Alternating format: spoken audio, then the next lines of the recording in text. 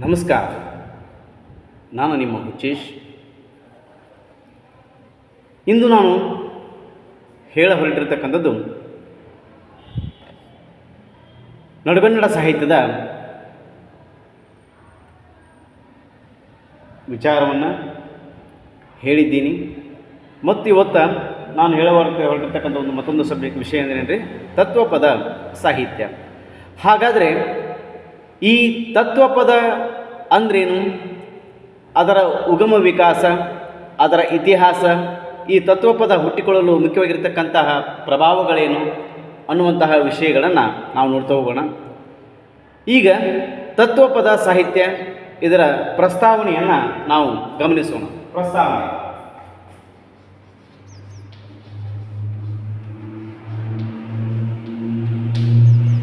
ಪ್ರಸ್ತಾವನೆ ಅಂದ್ರೆ ಮಾನವ ಜೀವನದೊಂದು ಮಾನವ ಜೀವನ ಅಂತಕ್ಕಂಥ ನಿರಂತರವಾಗಿರತಕ್ಕಂಥ ಒಂದು ಹೋರಾಟ.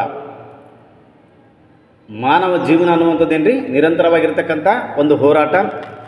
ಈ ಹೋರಾಟದಲ್ಲಿ ಸಿಹಿ, ಕಹಿ, ನೋವು, ನಲಿವು, ಸೋಲು, ಗೆಲುವು, ಸುಖ, ದುಃಖಗಳು ಆತನ ಬಾಳಿನುದ್ದಕ್ಕೂ ಕೂಡ ಬೆನ್ನತ್ತಿ ಬರುವಂತಹವುಗಳು. ಇವು ಮನುಷ್ಯನ ಜೀವನದಲ್ಲಿ ನಿರಂತರವಾಗಿ ನಡೆಯುವಂಥ ಪ್ರಕ್ರಿಯೆಗಳು. ಅಂದರೆ ಯಾವ್ಯಾವ್ರಿ? ಸಿಹಿ ಇರ್ಬೋದು, ಕಹಿ ಇರ್ಬೋದು, ನೋವು, ನಲಿವು ಮತ್ತು ಸೋಲು, ಗೆಲುವು, ಸುಖ, ದುಃಖ ಇವು ಎಲ್ಲವೂ ಕೂಡ ನಮ್ಮ ಬಾಳಿನ ಉದ್ದಕ್ಕೂ ಅಂದರೆ ಮನುಷ್ಯನ ಜೀವನದ ಉದ್ದಕ್ಕೂ ಕೂಡ ಇವು ಬೆನ್ನತ್ತಿ ಬರುವಂತಹ ಒಂದು ಸಂದರ್ಭಗಳು. ಹೀಗೆ ಬಾಳಿನಲ್ಲಿ ಕ್ಷಣಿಕ ಆನಂದದಿಂದ ಶಾಶ್ವತವಾಗಿರತಕ್ಕಂಥ ಆನಂದವನ್ನು ಮಾನವ ನಡೆದುದನ್ನು ಇತಿಹಾಸದುದ್ದಕ್ಕೂ ಕಾಣುತ್ತೇವೆ. ಅಂದರೆ ಮನುಷ್ಯ ಕ್ಷಣಿಕವಾಗಿರ್ತಕ್ಕಂತಹ ಒಂದು ಜೀವನ ಸಲುವಾಗಿ ಅದನ್ನು ಬಿಟ್ಟು ಶಾಶ್ವತವಾಗಿರ್ತಕ್ಕಂಥ ಆನಂದದ ಅಂದರೆ ಆನಂದ, ಖುಷಿ, ನೆಮ್ಮದಿಗಾಗಿ ನಮ್ಮ ಜೀವನವನ್ನು ಮೋಕ್ಷಕ್ಕಾಗಿ ಜೀವನವನ್ನು ನಡೆಸ್ಕೊಂಡು ಹೋಗಬೇಕಾಗಿರ್ತಕ್ಕಂಥದ್ದು ಇತಿಹಾಸದ ಉದ್ದಕ್ಕೂ ನಾವು ಕಾಣತಕ್ಕಂಥ ಒಂದು ಸಂದರ್ಭಗಳು ನಮಗೆ ಹೆಚ್ಚು. ಜೀವನವನ್ನು ನಾವು ನಗುತ್ತಾ ಸ್ವೀಕರಿಸಿ ಅದನ್ನು ಅರ್ಥಪೂರ್ಣವಾಗಿಸಿಕೊಂಡು ಸಾಗುವುದೇ ಮಾನವನ ಪರಮವಾಗಿರತಕ್ಕಂತಹ ಒಂದು ಗುರಿ. ಅಂದ್ರೆ ನಮ್ಗೆ ಏನೇ ಬಂದರೂ ಕೂಡ, ಎಷ್ಟೇ ಕಷ್ಟ, ನೋವು, ದುಃಖ, ದುಮ್ಮಾನ, ನಲಿವು, ಸೋಲು, ಗೆಲುವು ಯಾವುದೇ ಬಂದರೂ ಕೂಡ ಅವೆಲ್ಲವುಗಳನ್ನು ಸಮಾನವಾಗಿ ಸ್ವೀಕರಿಸಿ ಅವುಗಳನ್ನು ಎದುರಿಸಿ ಅದರ ವಿರುದ್ಧ ಹೋರಾಡಿ ನಗುತ್ತಾ ನಮ್ಮ ಜೀವನವನ್ನು ಸಾಗಿಸುವುದೇ ನಮ್ಮ ಮುಖ್ಯವಾಗಿರತಕ್ಕಂತಹ ಒಂದು ಧ್ಯೇಯ ಮತ್ತು ಉದ್ದೇಶ ಕೂಡ ಆಗಿರುವಂಥದ್ದು. ಇದನ್ನು ತಲುಪಲು ನಾವು ಮನುಷ್ಯನಾಗಿರ್ತಕ್ಕಂಥವನು ಅನುಸರಿಸತಕ್ಕಂತಹ ಮಾರ್ಗಗಳು ಹಲವಾರು ರೀತಿಯಾಗಿರ್ತಕ್ಕಂಥವು. ಅಂದರೆ ಮನುಷ್ಯ ತನ್ನ ಜೀವನವನ್ನು ನಗುತ್ತಾ ಸಾಗಿಸಬೇಕಾದ್ರೆ ಹಲವಾರು ರೀತಿಯಾಗಿರ್ತಕ್ಕಂತಹ ಮಾರ್ಗಗಳನ್ನು ಈ ಮನುಷ್ಯ ತನ್ನ ಜೀವನದಲ್ಲಿ ಅಳವಡಿಸ್ಕೊಂಡು ಬಂದಿರತಕ್ಕಂಥದ್ದನ್ನು ಕೂಡ ನಾವು ಗಮನಿಸಬಹುದು. ಅವುಗಳಲ್ಲಿ ಅನುಭಾವವು ಒಂದು ಮುಖ್ಯವಾಗಿ ಇರುವಂಥದ್ದು. ಅನುಭಾವ ಅಂದರೆ ಮನುಷ್ಯನ ಜೀವನ ಸುಖಮಯವಾಗಿರಬೇಕಾದ್ರೆ ಅಲ್ಲಿ ಏನಿರ್ಬೇಕ್ರಿ? ಅನುಭವ ಅಥವಾ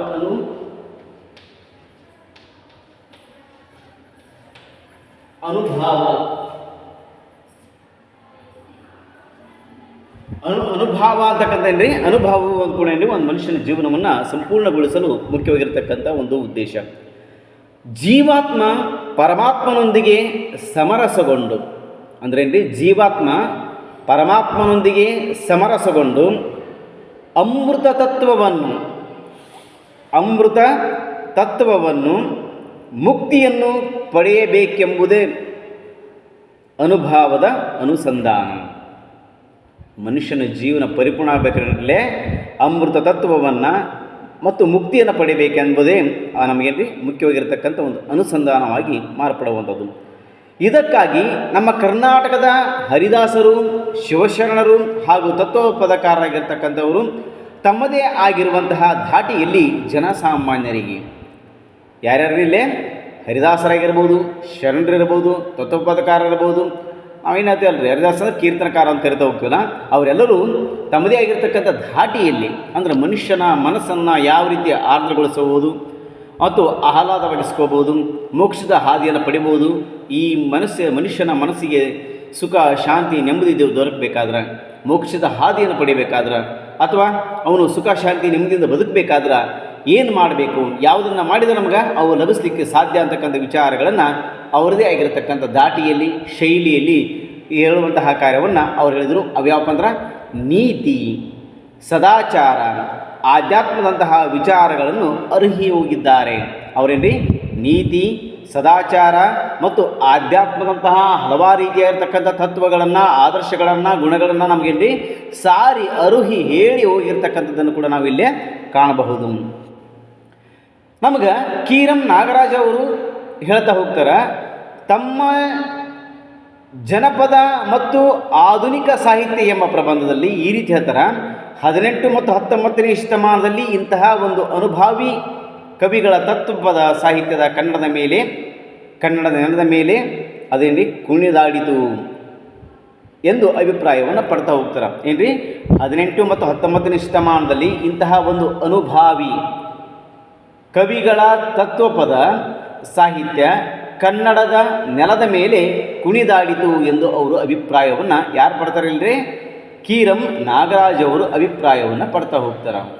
ಅಂದರೆ ಇವ್ರು ಹೇಳ್ದಾರ್ತಲ್ಲೇ ಅನುಭಾವಿಗಳಾಗಿರ್ತಕ್ಕಂಥವರು, ಅನುಭವದಲ್ಲಿ ಅಮೃತವಿದೆ, ಅನುಭವದಲ್ಲಿ ಸಕಲವಿದೆ, ಅನುಭವದಲ್ಲಿ ಎಲ್ಲವನ್ನೂ ಕಾಣಬಹುದು ಅನ್ನುವಂತಹ ವಿಚಾರವನ್ನು ತಿಳಿಸಿಕೊಡುವುದರ ಮೂಲಕ ಈ ಅನುಭಾವಿಕ ಅಂದ್ರೆ ಅನುಭವಗಳನ್ನು ಅನುಭಾವಿಸಿ ಅನುಸಂಧಾನ ಮಾಡಿಕೊಂಡು ತದನಂತರ ನಮ್ಮ ಜೀವನವನ್ನು ಪರಿಪೂರ್ಣ ಮಾಡಿಕೊಳ್ಳಲಿಕ್ಕೆ ಸಾಧ್ಯ ಆಗುವಂಥದ್ದು. ಹಾಗಾದರೆ ನಾವು ಈಗ ಈ ಒಂದು ಪ್ರಸ್ತಾವನೆಯನ್ನು ನೋಡಿದ್ವಿ. ಇಷ್ಟೆಲ್ಲ ಈ ತತ್ವಪದದ ಬಗ್ಗೆ ಇರತಕ್ಕಂಥ ವಿಚಾರಗಳು. ಇನ್ನು ತತ್ವಪದ ಸಾಹಿತ್ಯದ ಅರ್ಥ ಏನು ಹಂಗಂದ್ರೆ, ತತ್ವಪದ ಸಾಹಿತ್ಯದ ಅರ್ಥ, ತತ್ವ ಪದ ಸಾಹಿತ್ಯದ ಅರ್ಥ ಏನಪ್ಪ? ತತ್ವಪದ ಸಾಹಿತ್ಯದ ಅರ್ಥ ಏನಪ್ಪಾ ಅಂದಾಗೇನ್ರಿ, ತತ್ವಪದವು ತತ್ವ ಮತ್ತು ಪದ ಎಂಬ ಎರಡು ಪದಗಳ ಸಮಗ್ರ ರೂಪ.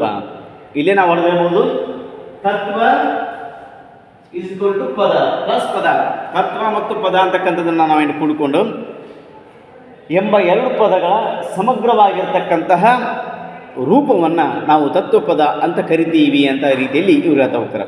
ಅಂದ್ರೆ ಇಲ್ಲಿ ತತ್ವ ಎಂಬುದು ಮೂಲತಃ ಸಂಸ್ಕೃತ ಶಬ್ದವಾಗಿದ್ದು, ತತ್ವ ಅಂತಕ್ಕಂಥದ್ದು ಇಲ್ಲಿ ಮೂಲತಃ ಯಾವ ಭಾಷೆಯಿಂದ ಬಂದಿರ್ತಂದರೆ ಇದು ಸಂಸ್ಕೃತ ಭಾಷೆಯ ಆಗಿರ್ತಕ್ಕಂಥದ್ದು. ಹಲವಾರು ಶಬ್ದಕೋಶಗಳಲ್ಲಿ ವಿಭಿನ್ನವಾಗಿರ್ತಕ್ಕಂಥ ಅರ್ಥವನ್ನು ಪಡ್ಕೊಂಡಿರ್ತಕ್ಕಂಥದ್ದು ಕೂಡ ನಾವಿಲ್ಲೇ ಗಮನಿಸಬಹುದು. ಹಂಗಂದ್ರೆ ತತ್ವ ಅಂದ್ರೇನು? ತತ್ವ, ಈ ತತ್ವ ಅಂದ್ರೇನು ಅಂದ್ರೆ ಏನ್ರಿ, ಭಾವ ಸ್ವರೂಪ, ನಿಜ ಸ್ಥಿತಿ ಒಂದು ಭಾವ ಸ್ವರೂಪ, ನಿಜ ಸ್ಥಿತಿ. ಅದೇನ್ರಿ ಭಾವ ಸ್ವರೂಪ, ನಿಜ ಸ್ಥಿತಿ, ಪರಮಾತ್ಮ, ಸಿದ್ಧಾಂತ, ಪರಮಾತ್ಮ,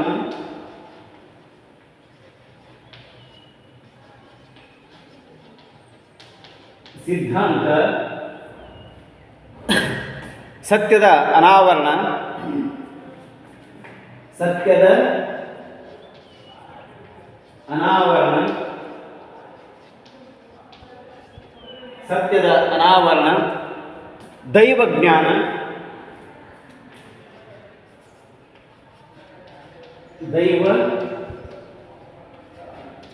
ದೈವಜ್ಞಾನ ಮತ್ತು ಬ್ರಹ್ಮಜ್ಞಾನ ಅಂತಕ್ಕಂಥ ರೀತಿಯಲ್ಲಿ ಹೋಗ್ತೀವಿ. ಬ್ರಹ್ಮಜ್ಞಾನ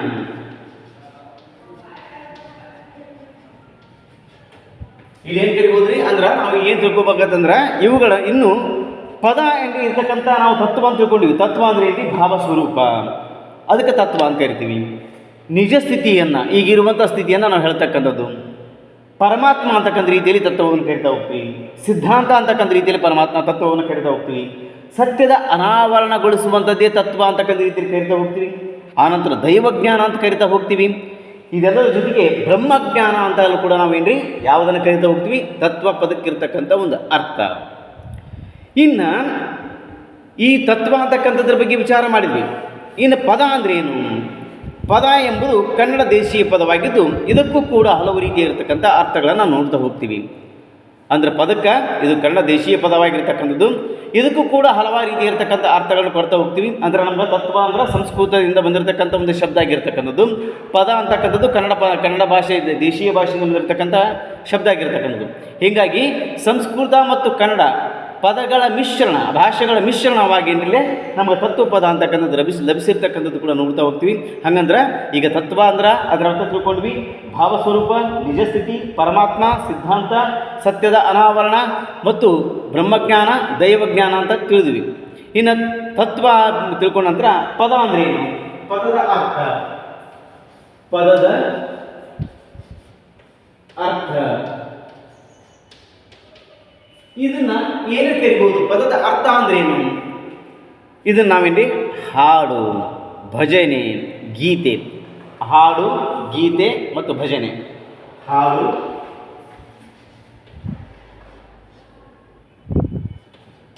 ಗೀತೆ,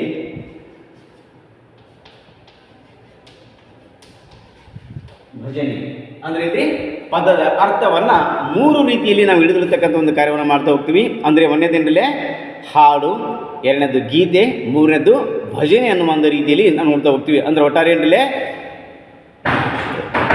ತತ್ವ ಅಂದ್ರೆ ಭಾವಸ್ವರೂಪ, ಹಾಡು ಅಂದರೆ ನಿಜಸ್ಥಿತಿ, ಪರಮಾತ್ಮ, ಸಿದ್ಧಾಂತ, ಸತ್ಯದ ಅನಾವರಣ, ದೈವಜ್ಞಾನ ಮತ್ತು ಬ್ರಹ್ಮಜ್ಞಾನ ಅಂತ ತಿಳ್ಕೊಂಡ್ವಿ.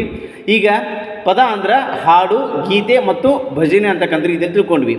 ಎರಡೂ ಸೇರಿಸ್ಕೊಂಡು ಏನಂತ್ರೇನ್ರಿ, ತತ್ವ ಪದಗಳನ್ನು ಅಲ್ಲೇನ್ರಿ ದೈವಜ್ಞಾನವಾಗಿ, ಸತ್ಯದ ಅನಾವರಣವಾಗಿ ಅಥವಾ ಭಾವಸ್ವರೂಪವಾಗಿ, ನಿಜಸ್ಥಿತಿಯಾಗಿ, ಸಿದ್ಧಾಂತ ಆಗಿ ಇವೆಲ್ಲವುಗಳನ್ನು ನಾವಿಲ್ಲಿ ಹಾಡಿನ ಮೂಲಕ, ಗೀತೆಯ ಮೂಲಕ, ಭಜನೆಯ ಮೂಲಕ ಜನರಿಗೆ ಮನದಟ್ಟು ಮಾಡುವಂಥದ್ದೇ ಈ ತತ್ವ ಪದ ಸಾಹಿತ್ಯ.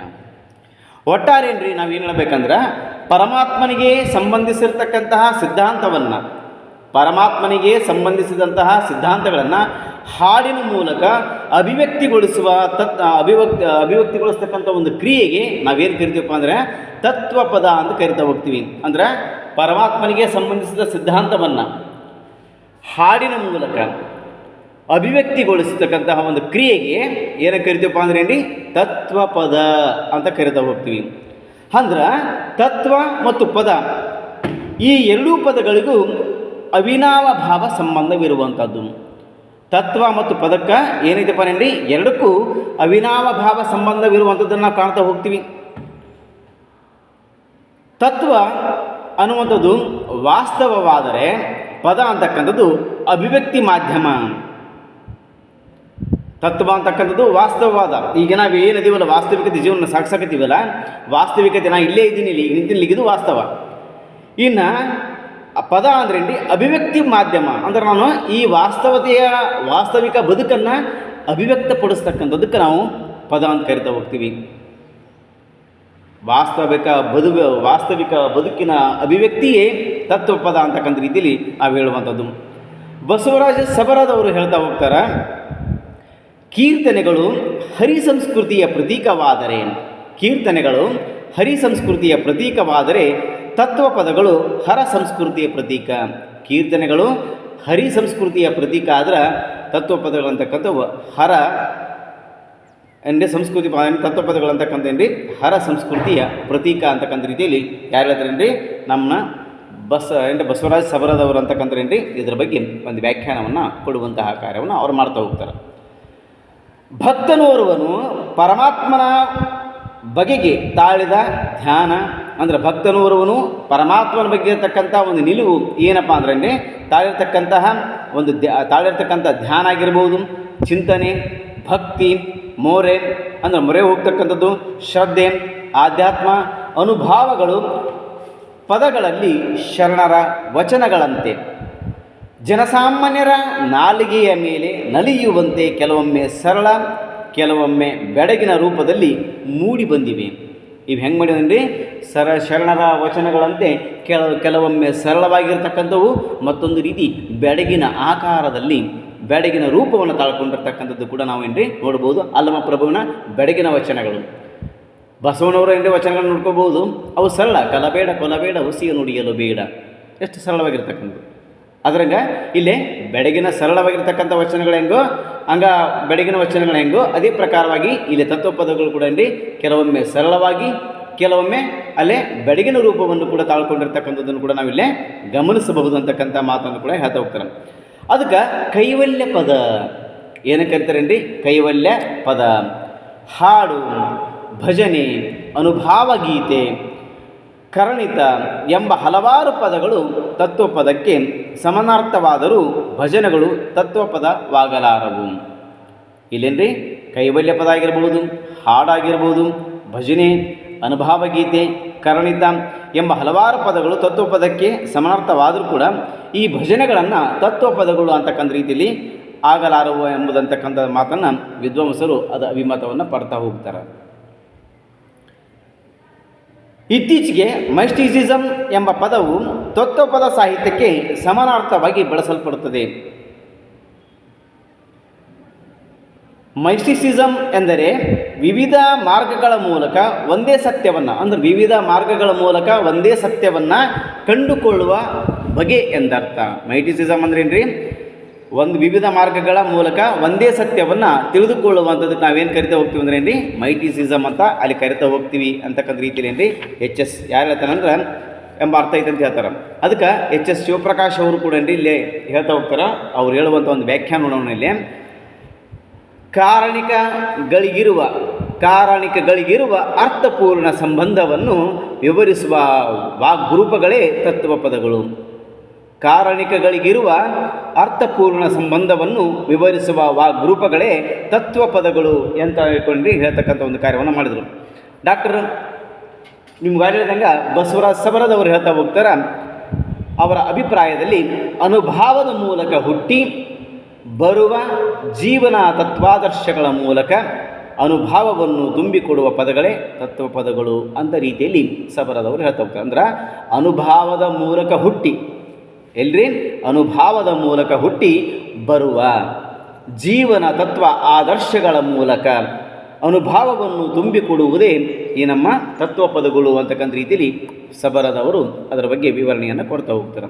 ಇದು ತತ್ವಪದ ಅಂದ್ರೇನು, ತತ್ವಪದದ ಅರ್ಥ, ತತ್ವದ ಅರ್ಥ, ಪದದ ಅರ್ಥವನ್ನು ಕೂಡ ನೋಡಿದ್ವಿ. ಈಗ ನಾನು ಮತ್ತೊಂದು ಸರಿ ಹೇಳ್ತಾ ಹೋಗ್ತೀನಿ.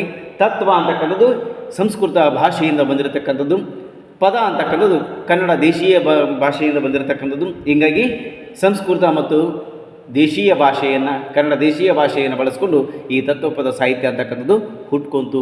ಅದರ ಅರ್ಥವನ್ನು ಕೂಡ ನೋಡಿದ್ವಿ ಅಂತಕ್ಕಂಥದ್ದು. ಇನ್ನು ತತ್ವಪದ ಸಾಹಿತ್ಯದ ಮುಂದಿರತಕ್ಕಂಥ ವಿಚಾರ ಏನ್ರಿ? ಉಗಮ ಮತ್ತು ವಿಕಾಸ. ತತ್ವಪದ ಸಾಹಿತ್ಯದ ಉಗಮ ಮತ್ತು ವಿಕಾಸ. ತತ್ವ ಪದ ಸಾಹಿತ್ಯದ ಉಗಮ ಮತ್ತು ವಿಕಾಸ. ತತ್ವಪದ ಸಾಹಿತ್ಯದ ಉಗಮ ಮತ್ತು ವಿಕಾಸ ಇವತ್ತು ಕುರಿತು ನಾವು ನೋಡೋಣ. ಕನ್ನಡದಲ್ಲಿ ತತ್ವಪದ ಸಾಹಿತ್ಯಕ್ಕೆ ದೀರ್ಘವಾದ ಪರಂಪರೆ ಇದೆ. ನಮ್ಮ ಕನ್ನಡ ಭಾಷೆಗೆ ಬಂದರೆ ಅಂದರೆ ಕನ್ನಡದಲ್ಲಿ ತತ್ವಪದ ಸಾಹಿತ್ಯಕ್ಕೆ ಬಹಳಷ್ಟು ಸುದೀರ್ಘವಾಗಿರ್ತಕ್ಕಂಥ ಒಂದು ಇತಿಹಾಸವನ್ನು ನಾವು ಕಾಣಬಹುದು. ಅದಕ್ಕೆ ಪರಂಪರೆ ಕೂಡ ಇರತಕ್ಕಂಥದ್ದನ್ನು ಕೂಡ ನೋಡಬಹುದು. ಹಾಡುಗಬ್ಬವಾಗಿ ಹರಡಿರತಕ್ಕಂಥ ಈ ಸಾಹಿತ್ಯ ಕ್ರಿಸ್ತಶಕ 12ನೇ ಶತಮಾನದಿಂದ ಇತ್ತೀಚಿನವರೆಗೂ ಅಂದ್ರೆ 12ನೇ ಶತಮಾನದಿಂದ ಇತ್ತೀಚಿನವರೆಗೂ ಚಾಲ್ತಿಯಲ್ಲಿರುವಂಥದ್ದನ್ನು ನಾವು ಕಾಣಬಹುದು. ಯಾವುದ್ರಿ? ತತ್ವಪದ ಸಾಹಿತ್ಯ. ಒಂದೆಡೆ ಬರೆಯುವವರು ಮತ್ತೊಂದೆಡೆ ಇವುಗಳನ್ನು ಹಾಡುವವರು. ಇವರಿಬ್ಬರಿಂದಾಗಿ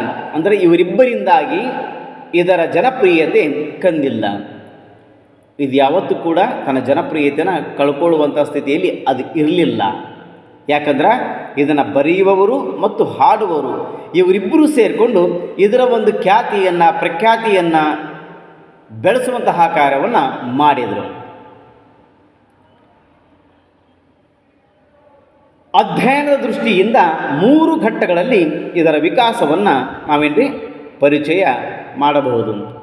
ನಾವು ತತ್ವಪದ ಸಾಹಿತ್ಯವನ್ನು ಅಧ್ಯಯನ ಮಾಡಬೇಕಂದ್ರೆ ಇದನ್ನು 3 ಘಟ್ಟಗಳಾಗಿ ನಾವೇನ್ರಿ ವಿಂಗಡಣೆ ಮಾಡಿಕೊಂಡು ಅವುಗಳನ್ನು ಪರಿಪೂರ್ಣವಾಗಿ ಅಧ್ಯಯನ ಮಾಡುವಂತಹ ಕಾರ್ಯದಲ್ಲಿ ನಾವು ನಿರತರಾಗೋಣ ಅನ್ನುವಂಥ ಮಾತನ್ನು ಕೂಡ ಹೇಳ್ತಾ ಹೋಗ್ತಾರೆ. ಅದರಾಗ 1ನೇ ಘಟ್ಟ ಏನಪ್ಪ ಅಂದ್ರೆ 12ನೇ ಶತಮಾನದ ಶರಣರ ಸ್ವರವಚನ ಘಟ್ಟ. ಅಂದ್ರೆ ಈ ತತ್ವಪದ ಸಾಹಿತ್ಯ ನೋಡಿದ್ವಿ, ಅದ್ರ ಬಗ್ಗೆ ಅರ್ಥ ತಿಳ್ಕೊಂಡ್ವಿ. ಈ ತತ್ವಪದ ಸಾಹಿತ್ಯ ಅಂತಕ್ಕಂಥದ್ದನ್ನ 3 ಘಟ್ಟಗಳಲ್ಲಿ ಅಂದ್ರೆ ತತ್ವಪದ ಸಾಹಿತ್ಯವನ್ನ ಅದರ ಉಗಮ ಮತ್ತು ವಿಕಾಸವನ್ನು 3 ಘಟ್ಟಗಳಲ್ಲಿ ನಾವು ಕಾಣಬಹುದು. ತತ್ವ ಪದ ಸಾಹಿತ್ಯವನ್ನ 3 ಘಟ್ಟಗಳಲ್ಲಿ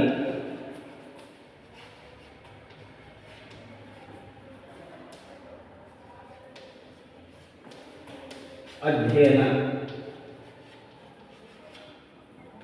ಇವುಗಳನ್ನು 3 ಘಟ್ಟಗಳಲ್ಲಿ ಅಧ್ಯಯನ ಮಾಡಬೇಕಂತಕ್ಕಂಥ ರೀತಿಯಲ್ಲಿ ಹೇಳ್ತಾ ಹೋಗ್ತೀವಿ. ಆದರೆ 1ನೇ ಘಟ್ಟ 12ನೇ ಶತಮಾನದ ಶರಣರ ಸ್ವರವಚನ ಘಟ್ಟ. 12ನೇ ಶತಮಾನದ ಶರಣರ ಸ್ವರವಚನದ ಘಟ್ಟ. ಇನ್ನು 2ನೇ ಘಟ್ಟ ಏನಪ್ಪ ಅಂದ್ರೆ 15 ಮತ್ತು 16ನೇ ಶತಮಾನದ ದಾಸರ ಕೀರ್ತನ ಸಾಹಿತ್ಯದ ಘಟ್ಟ. 1ನೇದ್ದು 12ನೇ ಶತಮಾನದ ಶರಣರ ಸ್ವರವಚನದ ಘಟ್ಟ ಅಂತ ತಿಳ್ಕೊತೀವಿ. 2ನೇದ್ದು 15ರಿಂದ 16ನೇ ಶತಮಾನದ ದಾಸರ ಕೀರ್ತನೆಯ ಘಟ್ಟ ಅಂತಕ್ಕಂಥ ರೀತಿಯಲ್ಲಿ ಕರೆದು ಹೋಗ್ತೀವಿ. ಇನ್ನು 3ನೇ ಘಟ್ಟ 18 ಮತ್ತು 19ನೇ ಶತಮಾನದ ತತ್ವಪದಕಾರರ ಅನುಭಾವದ ಘಟ್ಟ.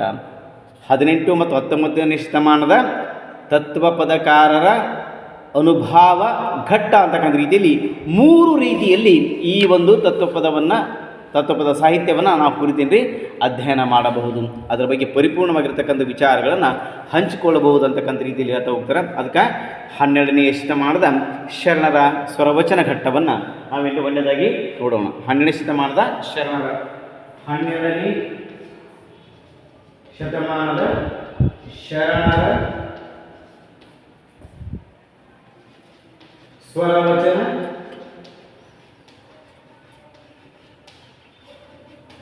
ಘಟ್ಟ.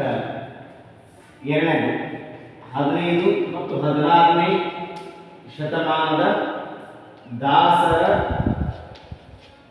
ಕೀರ್ತನೆ ಘಟ್ಟ. ಇನ್ನು 3ನೇದಾಗಿರ್ತಕ್ಕಂತಹ ಕೊನೆಯದಾಗಿರ್ತಕ್ಕಂಥ 18 ಮತ್ತು 19ನೇ ಶತಮಾನದ ತತ್ವಪದಕಾರ. 18 ಮತ್ತು 19ನೇ ಶತಮಾನದ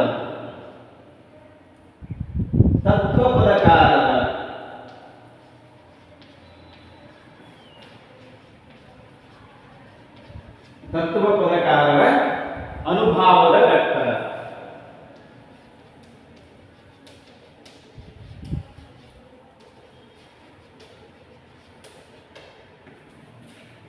ಅಂದ್ರೆ ನಾವು 3 ರೀತಿಯಲ್ಲಿ 12ನೇ ಶತಮಾನದ ಶರಣರ ಸ್ವರವಚನ ಘಟ್ಟ, 15 ಮತ್ತು 17ನೇ ಶತಮಾನದ ದಾಸರ ಕೀರ್ತನೆಯ ಘಟ್ಟ ಮತ್ತು ಕೊನೆಯದಾಗಿರ್ತಕ್ಕಂಥದ್ದು ತತ್ವಪದಕಾರರ ಅನುಭಾವದ ಘಟ್ಟ ಅಂತಕ್ಕಂಥ ರೀತಿಯಲ್ಲಿ 3 ರೀತಿಯಲ್ಲಿ ಈ ಒಂದು ತತ್ವಪದ ಸಾಹಿತ್ಯವನ್ನು ನಾವೇನ್ರಿ ಅಧ್ಯಯನ ಮಾಡಬಹುದು.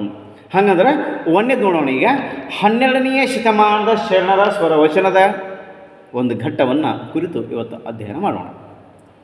ಏನಪ್ಪ ಅಂದ್ರೆ ಈ 12ನೇ ಶತಮಾನದ ಶರಣರು ವಚನಗಳ ಜೊತೆಗೆ ಸ್ವರವಚನವೆಂಬ ಪ್ರಕಾರವೊಂದನ್ನು ಕೂಡ ಬೆಳಕಿಗೆ ತರ್ತಕ್ಕಂಥ ಒಂದು ಕಾರ್ಯವನ್ನು ಮಾಡಿದರು.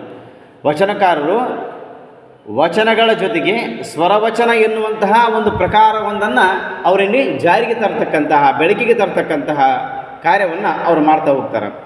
ಆದರೆ ಇವು ಸ್ವರವಚನಗಳಂತಕ್ಕಂಥವೇನ್ರಿ ವಚನಗಳಷ್ಟು ಪ್ರಸಾರವಾಗಲಿ ಅವು ಆಗಲಿಲ್ಲ. ವಚನದಷ್ಟು ಇವು ಹೆಚ್ಚಿನ ಮಟ್ಟದಲ್ಲಿ ಅವು ಪ್ರಚಾರ ಕೂಡ ಆಗಲಿಲ್ಲ, ಪ್ರಸಾರ ಕೂಡ ಆಗಲಿಲ್ಲ ಅಂತಕ್ಕಂಥ ರೀತಿಯಲ್ಲಿ ಅಲ್ಲಿ ಹೇಳ್ತಾ ಹೋಗ್ತಾರೆ. ಯಾಕಂದ್ರೆ ಈ ಬಗೆಯ ವಚನಗಳ ಆದ್ಯ ಸೃಷ್ಟಿಕಾರನೆಂದರೆ ಸಕಲೇಶ ಮಾದರಸ. ಈ ಬಗೆಯ ವಚನಗಳ ಆದ್ಯ ಸೃಷ್ಟಿಕಾರ ಯಾರಪ್ಪ ಅಂದ್ರೆ ವಚನಗಳ ಬಗ್ಗೆ ಇರ್ತಕ್ಕಂಥದ್ದು ಸ್ವರವಚನಗಳ ಬಗ್ಗೆ ಇರ್ತಕ್ಕಂತಹ ಸೃಷ್ಟಿಕಾರ ಯಾರಪ್ಪ ಅಂದ್ರೆ ಸಕಲೇಶ ಮಾದರಸ. ಈತ ಗೇಯ ಪ್ರಧಾನ ವಚನಗಳನ್ನು ರಚಿಸಿ ವಚನಗಳಿಗೆ ಗಾಯನ ರೂಪ ನೀಡಿದನು.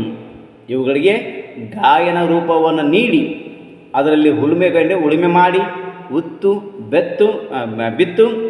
ಸಮಾಜದಲ್ಲಿ ಈ ಸ್ವರವಚನಗಳನ್ನು ಹೆಚ್ಚಿನ ಪ್ರಮಾಣದಲ್ಲಿ ಬಿತ್ತರಿಸಬೇಕು ಅಂತಕ್ಕಂಥ ವಿಚಾರವನ್ನು ಸಕಲೇಶ ಮಾದರಸ್ ಅಂತಕ್ಕಂಥ ವ್ಯಕ್ತಿ ತಾಳ್ಕೊಂಡಿದ್ದ.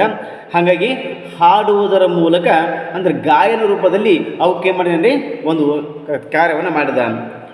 ಅದಕ್ಕೆ ಇಲ್ಲಿ ಏನಪ್ಪ ಉದಾಹರಣೆ ಕೊಡ್ತಾ ಹೋಗ್ತಾನೆ, ದೇಶ ದೇಶಾಂತರವ ತಿರುಗಿ ದೇಶ ದೇಶಾಂತರವ ತಿರುಗಿ ತೊಳಲಿ ಬಳಲಿ ಕೆಲರ ಹಳಿದು ಕೆಲರ ಹೊಗಳಿ ಹುರುತಾ ಹೋಯಿತೆನ್ನ ಸಂಸಾರ.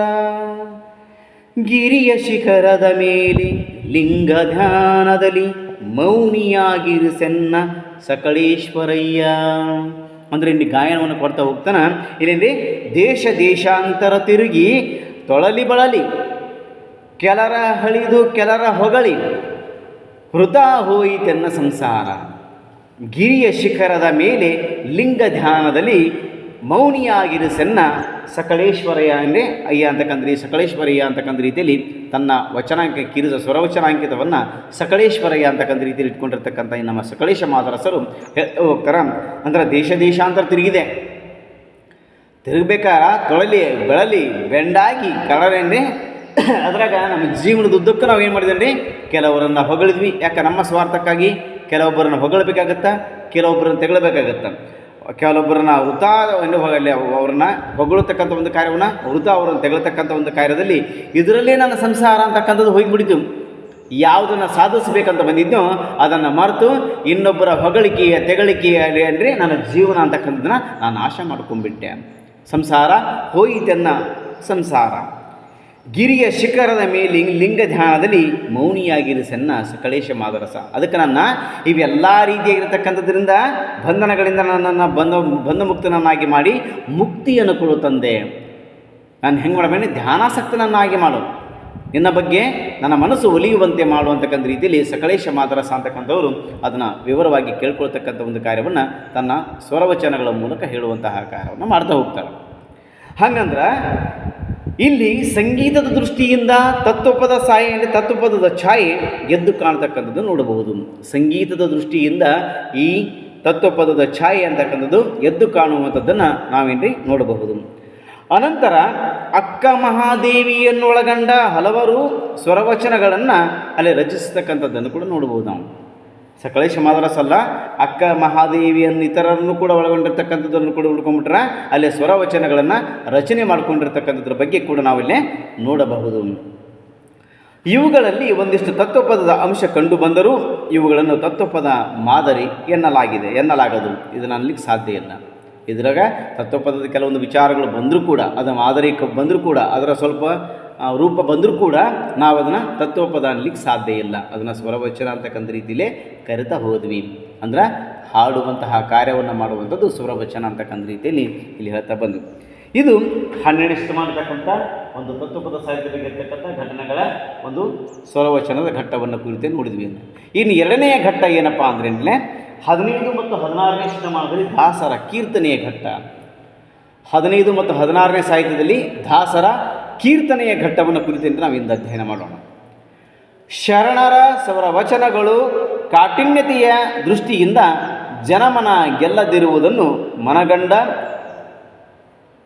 ಅಂದರೆ ಶರಣರ ಸ್ವರವಚನಗಳ ಕಾಠಿಣ್ಯತೆಯ ದೃಷ್ಟಿಯಿಂದ ಜನಮನ ಗೆಲ್ಲದಿರುವುದನ್ನು ಮನಗಂಡಿರತಕ್ಕಂಥ ಈ ಹರಿದಾಸರು ಈ ಸಾಹಿತ್ಯವನ್ನೇ ಸರಳೀಕರಿಸಿ ಕೀರ್ತನೆಯನ್ನಾಗಿಸಿದರು. ಈ ಸಾಹಿತ್ಯ ಅಂತಕ್ಕಂಥದ್ದು ಸರಳೀಕರಣ ಮಾಡಿ ಅದನ್ನು ಕೀರ್ತನೆಯನ್ನಾಗಿ ಮಾರ್ಪಡಿಸ್ತಕ್ಕಂಥ ಒಂದು ಕಾರ್ಯವನ್ನು ಯಾರು ಮಾಡಿದ್ರಿ? ಈ ನಮ್ಮ ದಾಸ ಸಾಹಿತ್ಯದ ದಾಸರು ಮಾಡಿದರು. ಹೀಗಾಗಿ ದಕ್ಷಿಣ ಭಾರತ ಸಂಗೀತ ಮತ್ತು ಸಾಹಿತ್ಯ ಪ್ರಪಂಚಗಳೆರಡರಲ್ಲೂ ಕೂಡ, ದಕ್ಷಿಣ ಭಾರತ ಅಂತಕ್ಕಂಥದ್ದು ಸಂಗೀತ ಮತ್ತು ಸಾಹಿತ್ಯ ಪ್ರಪಂಚಗಳೆರಡರಲ್ಲೂ ಕೂಡ ಅದ್ವಿತೀಯವಾಗಿರ್ತಕ್ಕಂತಹ ಅದ್ವಿತೀಯವಾದ ಕೀರ್ತಿಯನ್ನು ಪಡೆದ ಕೀರ್ತನೆಯ ಸಾಹಿತ್ಯವು ಕೂಡ ವಚನ ಸಾಹಿತ್ಯ ಮೂಲದಿಂದಲೇ ಬಂದಿರುವಂಥದ್ದನ್ನು ಅನ್ನೋದನ್ನು ನಾವಿಲ್ಲೇ ಗಮನಿಸಬಹುದು. ಶಿವಪರವಾದ ಸ್ತುತಿ ಶರಣರಾದಾದರೆ, ಅಂದರೆ ಶಿವನ ಆರಾಧಕರಾಗಿರ್ತಕ್ಕಂಥವರು ಶಿವಶರಣರಾದರೆ, ವಿಷ್ಣು ಪರವಾಗಿರ್ತಕ್ಕಂತಹ ಸ್ತುತಿ ಯಾರ್ದಪ್ಪ ಅಂದ್ರೆ ಈ ನಮ್ಮ ದಾಸ ಸಾಹಿತ್ಯದ ದಾಸರದಾಗಿರ್ತಕ್ಕಂಥದ್ದು. ಕನಕದಾಸರು, ಪುರಂದರದಾಸರ ಕೀರ್ತನೆಗಳಲ್ಲಿ ಈ ಬಗೆಯ ತತ್ವಪದಾಂಶಗಳನ್ನು ಕೂಡ ನಾವು ಕಾಣುವಂಥದ್ದನ್ನು ಕೂಡ ನೋಡಬಹುದು.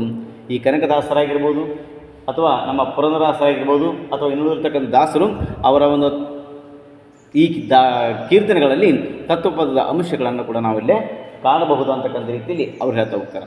ಹಾಗಂದ್ರೆ ಯಾವ್ಯಾವಾಗಿರ್ತಕ್ಕಂಥ ವಿಚಾರಗಳು ನೋಡ್ಬೋದು ಇಲ್ಲಿ. ಎಲ್ಲರೂ ಮಾಡುವುದು ಹೊಟ್ಟೆಗಾಗಿ ಗೇಣು ಬಟ್ಟೆಗಾಗಿ, ಎಲ್ಲರೂ ಮಾಡುವುದು ಹೊಟ್ಟೆಗಾಗಿ ಗೇಣು ಬಟ್ಟೆಗಾಗಿ, ನಾವೆಲ್ಲರೂ ಮಾಡುವುದು ಹೊಟ್ಟೆಗಾಗಿ ಗೇಣು ಬಟ್ಟೆಗಾಗಿ. ಅಂದ್ರೆ ಇಲ್ಲಿ ನಾವೆಲ್ಲ ಮಾಡ್ತಕ್ಕಂಥದ್ದು ಈ ನಾಟಕ ಸೋಗು ಏನು ಮಾಡ್ತೀವಲ್ಲ ಇವೆಲ್ಲವೂ ಮಾಡ್ತಕ್ಕಂಥದ್ದು ಕೇವಲ ಹೊಟ್ಟೆಗಾಗಿ ಬಟ್ಟೆಗಾಗಿ ಹೊರತು ಮತ್ತೇನು ಕೂಡ ಅಲ್ವೇ ಅಲ್ಲ ಅನ್ನುವಂಥ ವಿಚಾರಗಳನ್ನು. ಚಂಡಭಟರಾಗಿ ನಡೆದು ಕತ್ತಿಡಾಲು ಕೈಲಿ ಹಿಡಿದು ಖಂಡ ತುಂಡ ಮಾಡುವುದು ಹೊಟ್ಟೆಗಾಗಿ. ಚಂಡಭಟರಾಗಿ ನಡೆದು ಕತ್ತಿಡಾಲು ಕೈಲಿ ಹಿಡಿದು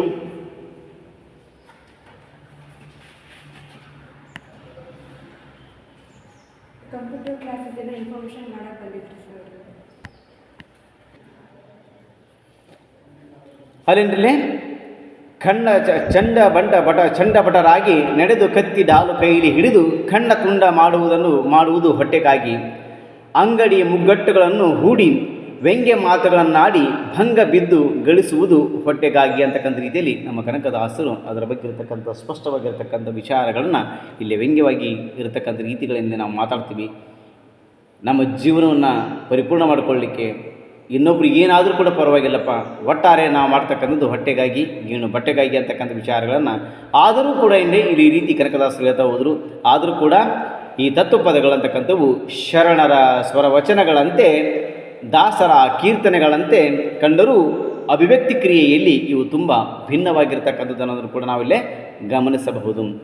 ಇನ್ನು ಮೂರನೇ ಘಟ್ಟ, ಕೊನೆಯದಾಗಿರ್ತಕ್ಕಂಥ ಘಟ್ಟ ಏನ್ರಿ 18 ಮತ್ತು 19ನೇ ಶತಮಾನದ ಈ ತತ್ವಪದಕಾರರ ಅನುಭವ ಘಟ್ಟ ಅಂತಕ್ಕಂಥ ರೀತಿಯಲ್ಲಿ ಮೂರು ರೀತಿಯಲ್ಲಿ ನೋಡ್ತಾ ಹೋಗ್ತೀವಿ ಅಂದ್ವಿ. ಅದರ 2 ರೀತಿ ನೋಡಿದ್ವಿ. ಇನ್ನು 3ನೇ ರೀತಿಯಾಗಿರ್ತಕ್ಕಂಥ ಘಟ್ಟ 18 ಮತ್ತು 19ನೇ ಶತಮಾನದ ತತ್ವಪದಕಾರರ ಅನುಭವದ ಘಟ್ಟ ಅಂತಕ್ಕಂಥ ರೀತಿಯಲ್ಲಿ ಇದನ್ನು ಕುರಿತು ಇವತ್ತು ಅಧ್ಯಯನ ಮಾಡೋಣ. ಅಂದ್ರೆ ನಿಜವಾಗಿ ತತ್ವಪದಗಳ ಪರಂಪರೆ ಆರಂಭವಾದದ್ದು ನಿಜಗುಣ ಶಿವಯೋಗಿಗಳಿಂದಲೇ. ಅಂದ್ರೆ ಈ ತತ್ವಪದಗಳ ಪರಂಪರೆ ಯಾರಿಂದ ಪ್ರಾರಂಭ ಆಯಿತಪ್ಪ ಅಂತ ಒಂದು ಪ್ರಶ್ನೆ ಬಂತಪ್ಪ ಅಂದ್ರೆ ನಾವು ನಿಜಗುಣ ಶಿವಯೋಗಿಗಳಿಂದಲೇ ಅಂತಕ್ಕಂಥ ರೀತಿಯಲ್ಲಿ ನಾವು ಇದನ್ನ ಹೇಳಬಹುದು. ಅಂದ್ರೆ ತತ್ವಪದ ಪರಂಪರೆಯನ್ನು ಹಾಕಿಕೊಟ್ಟಿರ್ತಕ್ಕಂಥ ಮಹಾನ್ ವ್ಯಕ್ತಿ ಯಾರಪ್ಪ ಅಂದ್ರೆ ನಿಜಗುಣ ಶಿವಯೋಗಿಯವರು. ಸ್ವರವಚನಗಳಲ್ಲಿಯ ತತ್ವ ಮತ್ತು ಭಾಷೆಗಳಲ್ಲಿಯ ಸರಳತೆಯನ್ನು ಸಾಧಿಸಿ ಆಧ್ಯಾತ್ಮದ ತೀರ್ಣಿನೊಂದಿಗೆ ಅದ್ಭುತಗಳನ್ನು ಪ್ರಕಟಿಸಿರುವುದರೊಂದಿಗೆ ಜನಮನ ತಟ್ಟಬಲ್ಲ ರಸವತ್ತತೆಯೊಂದಿಗೆ ಪರಿಣಾಮಕಾರಿ ತತ್ವವಾಗಿ ನಿವೇದಿಸಬಲ್ಲ ಆಗಿರತಕ್ಕಂಥದ್ದು ಶಕ್ತಿ ನಿಜಗುಣರು ಆಗಿರತಕ್ಕಂಥದ್ದು. ಅಂದ್ರಿಂದಲೇ ಸ್ವರವಚನಗಳಲ್ಲಿ ತತ್ವ ಮತ್ತು ಭಾಷೆಗಳಲ್ಲಿ ಸರಳತೆಯನ್ನು, ಸ್ವರವಚನಗಳಲ್ಲಿ ತತ್ವ ಮತ್ತು ಭಾಷೆಗಳಲ್ಲಿ ಸರಳತೆಯನ್ನು ಸಾಧಿಸಿ ಆಧ್ಯಾತ್ಮದ ತಿರುಳಿನೊಂದಿಗೆ ಅದ್ಭುತಗಳನ್ನು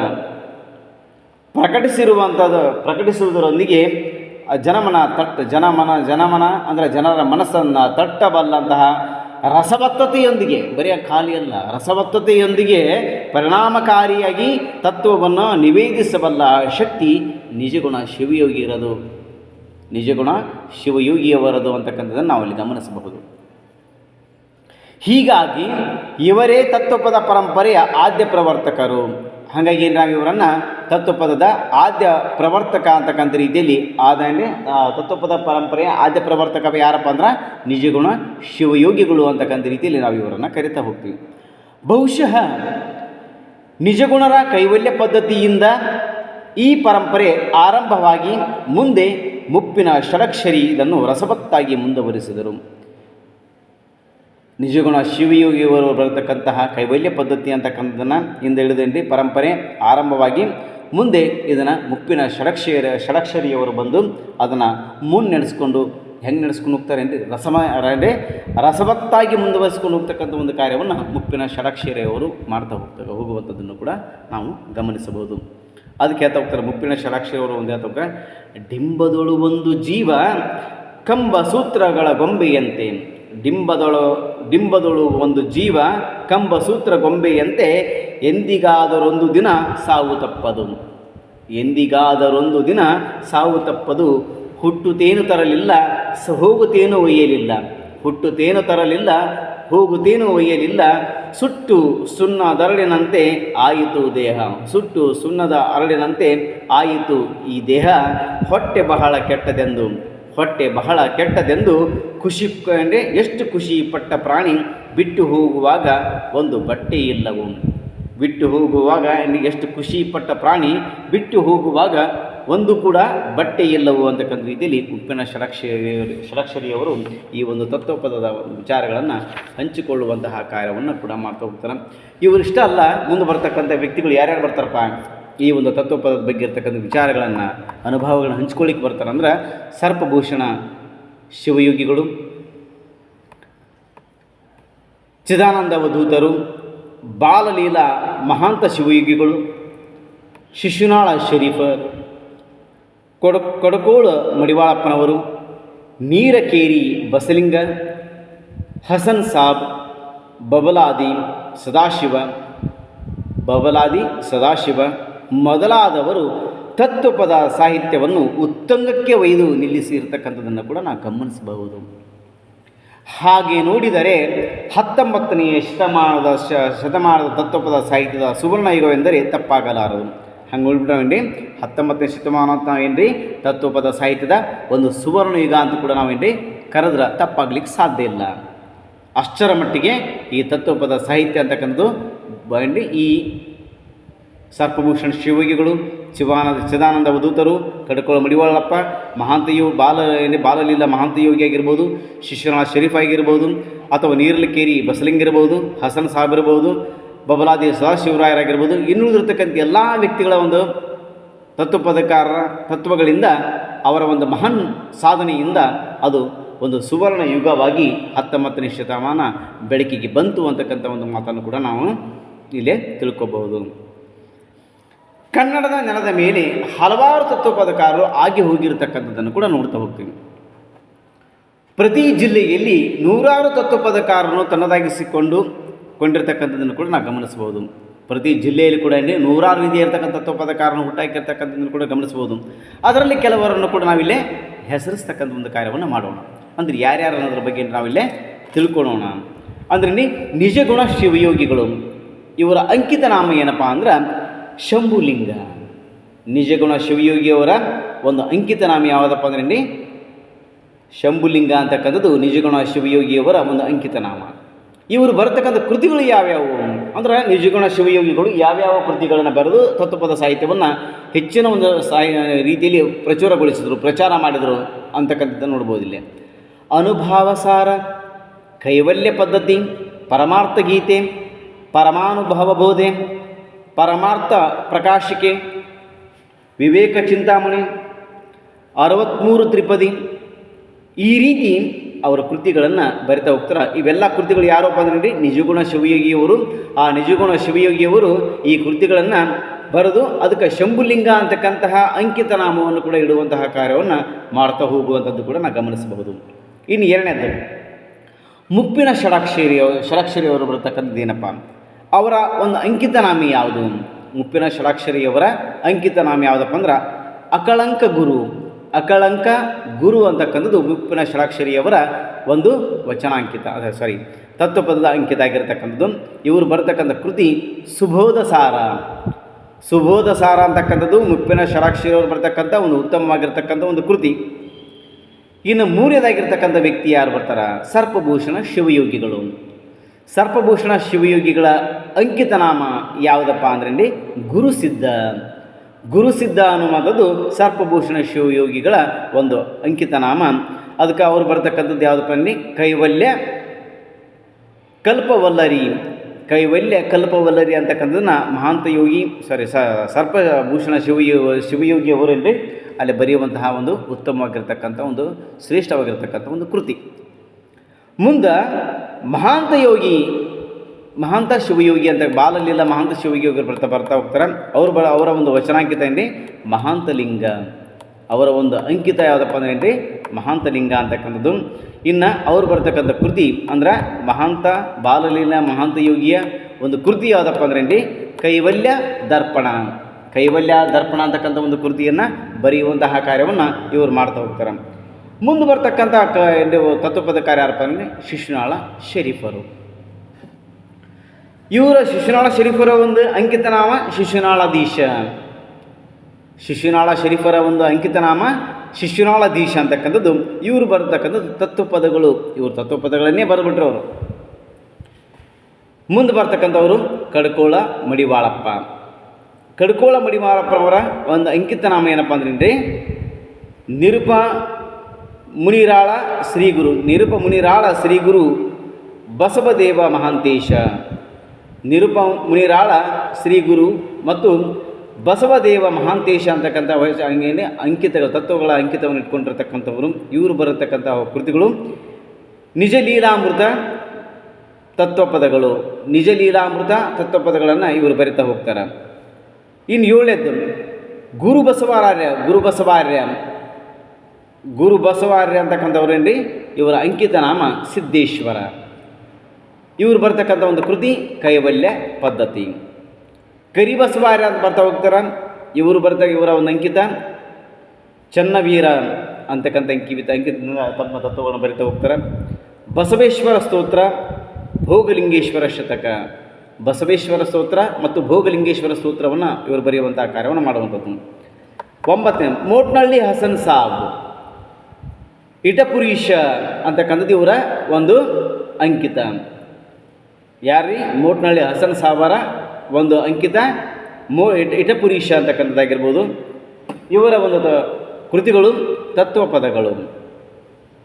ದ್ಯಾಗಾಯಿ ಗುಂಡಪ್ಪ ಇವರ ಒಂದು ಅಂಕಿತನಾಮ ದ್ಯಾಗಾಯಿ ದೀಶ. ಇವರು ಬರತಕ್ಕಂಥ ಕೃತಿ ತತ್ವಪದಗಳು. ಕೊಡೇಕಲ್ ಬಸವಣ್ಣವರು ಇವರ ಅಂಕಿತನಾಮ ಅಂದರೆ ಡಿಗ್ಗಿ ಸಂಗಮನಾಥ. ಇವರು ಕೂಡ ತತ್ವಪದಗಳನ್ನು ಬರಿತಾ ಹೋಗ್ತಾರೆ. ರಾಮಪುರದ ಬಕ್ಕಪ್ಪ ಇವರು ಕೂಡ ರಾಮಪುರದ ಬಕ್ಕ ಅಂತಕ್ಕಂಥ ಒಂದು ಅಂಕಿತವನ್ನು ಇಟ್ಕೊಂಡಿರ್ತಕ್ಕಂಥವ್ರು. ಇವರು ಕೂಡ ತತ್ವಪದಗಳನ್ನು ಬರಿತಾ ಹೋಗುವಂಥ ಕಾರ್ಯವನ್ನು ಮಾಡ್ತಾ ಹೋಗ್ತಾರೆ. ಕೂಡಲೂರು ಬಸಲಿಂಗಪ್ಪ ಇವರು ಕೂಡ ಕೂಡಲೂರೇಶ ಅಂತಕ್ಕಂಥ ಅಂಕಿತವನ್ನು ಇಟ್ಕೊಂಡಿರ್ತಕ್ಕಂಥವ್ರು. ಇವರು ಕೂಡ ತತ್ವಪದಗಳನ್ನು ಬರೆಯುವಂಥವರು. ರಸ್ತಾಪುರ ಭೀಮಕವಿ ಅಂತಕ್ಕಂಥ ತತ್ವಪದಕಾರರು. ಇವರ ಒಂದು ಅಂಕಿತನಾಮ ಗುರುಶಂಕರ ಅಂತಕ್ಕಂಥದ್ದು. ಇವರು ಹಾಲುತ್ತೇಜಕ ಪುರಾಣ ಅಂತಕ್ಕಂಥ ಒಂದು ಕೃತಿಯನ್ನು ಬರಿತಾ ಹೋಗ್ತಾರೆ. ಬಸವಣ್ಣಪ್ಪ ಕವಿಯವರು ಬರ್ತಾ ಹೋಗ್ತಾರೆ. ಸಿದ್ಧಲಿಂಗ ರೇವಣ ಸಿದ್ಧ ಅಂತಕ್ಕಂಥದ್ದು ಇವರ ಅಂಕಿತನ. ಅಂದರೆ ಸಿದ್ಧಲಿಂಗ ರೇವಣ ಸಿದ್ಧ ಅಂತಕ್ಕಂಥದ್ದು ಇವರ ವಚನಾಂಕಿತ. ಹಾಗಾಗಿ ತತ್ವಪದಗಳ ಅಂಕಿತ ಆಗಿರ್ತಕ್ಕಂಥದ್ದು. ಇವರು ಬರ್ತಕ್ಕಂಥದ್ದು ಕೂಡ ತತ್ವಪದಗಳೇ. ಕೋಳೂರು ಹಸನ್ ಸಾಬ ಅಂತಕ್ಕಂಥ ಕೋಳೂರು ಹುಸೇನ ಅಂತಕ್ಕಂಥ ಇವರ ಅಂಕಿತ ತತ್ವಪದಗಳನ್ನು ಬರಿತಾ ಹೋಗ್ತಾರೆ. ಹಾರುಕೊಡ ಬಸವಣ್ಣಪ್ಪ ಅಂತಕ್ಕಂಥವ್ರು ಕೂಡ ಹಾರುಕೊಡ ಬಸವಣ್ಣ ಅಂತಕ್ಕಂಥ ಅಂಕಿತದಿಂದ ಇರತಕ್ಕಂಥವರು. ಇವರು ಕೂಡ ತತ್ವಪದಗಳನ್ನು ಬರಿತಾ ಹೋಗ್ತಾರೆ. ಬಬಲಾದಿ ಸದಾಶಿವ ಮುತ್ಯವರು ಬರ್ತಾ ಹೋಗ್ತಾರೆ. ಇವರು ಒಂದು ಅಂಕಿತನಾಮ ಬಬಲಾದಿ ಸದಾಶಿವ ಅಂತಕ್ಕಂಥದ್ದು. ಇವರು ಕೂಡ ತತ್ವಪದಗಳನ್ನೇ ಬರೆಯುವಂಥವರು. ಸಿರಾಗಪುರದ ಬಂಡೆಪ್ಪ ಅಂತವ್ರು ಬರ್ತಾ ಹೋಗ್ತಾರೆ. ಸಿರಾಗಪುರದ ಈಶ ಅಥವಾ ವೀರೇಶ ಅಂತಕ್ಕಂಥ ಅಂಕಿತದಿಂದ ಇವರು ಇರ್ತಕ್ಕಂಥವ್ರು. ಇವರು ತತ್ವಪದಗಳನ್ನು ಬರೆದಿರ್ತಕ್ಕಂಥವ್ರು. ಚನ್ನೂರು ಜಲಾಲ ಸಾಬ್ ಅವರು ಬರ್ತಾ ಹೋಗ್ತಾರೆ. ಯೋಗಿ ಮಡಿವಾಳ ಅಂತಕ್ಕಂಥ ರೀತಿಯಲ್ಲಿ ಅಂಕಿತವನ್ನು ಇಟ್ಟುಕೊಂಡು ಇವರು ಕೂಡ ತತ್ವಪದಗಳನ್ನು ಬರಿತಾ ಹೋಗ್ತಾರೆ. ಇದಿಷ್ಟು ತತ್ವಪದ ಸಾಹಿತ್ಯದ ಬಗ್ಗೆ ಇರತಕ್ಕಂತಹ ಒಂದೇನು ಅದರ ತತ್ವಪದದ ಅರ್ಥ, ತತ್ವಪದದ ಉಗಮ ಮತ್ತು ವಿಕಾಸವನ್ನು ಇವತ್ತು ನೋಡ್ತಾ ಹೋದ್ವಿ. ಇಷ್ಟು ಈ ತತ್ವಪದ ಸಾಹಿತ್ಯದ ಬಗ್ಗೆ ಇರತಕ್ಕಂತಹ ಅದರ ಉಗಮ ಮತ್ತು ವಿಕಾಸ, ಅದರ ಅರ್ಥ, ಅದರ ಘಟ್ಟಗಳನ್ನು ಕೂಡ ನೋಡ್ತಾ ಹೋದ್ವಿ. ಇನ್ನು ಮುಂದೆ ಬರ್ತಕ್ಕಂಥದ್ದು ತತ್ವಪದ ಸಾಹಿತ್ಯದ ಬಗ್ಗೆ ಇರತಕ್ಕಂಥ ಲಕ್ಷಣ, ಸ್ವರೂಪ ಲಕ್ಷಣ ಮತ್ತು ಧೋರಣೆಗಳು ಏನು ಅನ್ನೋದ್ರ ಬಗ್ಗೆ ಮುಂದಿನ ಒಂದು ತರಗತಿಯಲ್ಲಿ ನೋಡೋಣ. ಎಲ್ಲರಿಗೂ ನಮಸ್ಕಾರ, ಧನ್ಯವಾದಗಳು.